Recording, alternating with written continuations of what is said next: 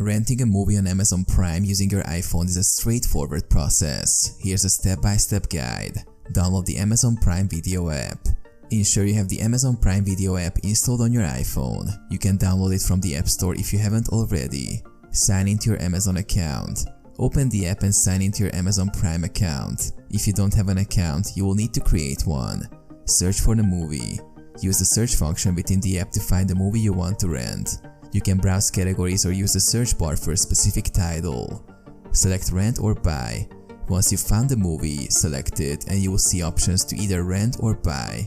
Choose rent for a one-time viewing. Choose rental options. Select the rental option that suits your preference. Amazon Prime typically offers various rental durations and prices. Confirm payment. Follow the prompts to confirm your rental selection.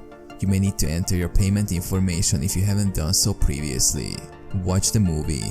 Once the payment is confirmed, the rented movie will be available in your library. You can start watching it immediately. Offline viewing. If you want to watch the movie offline, you can download it by clicking the download icon next to the title before starting the rental period.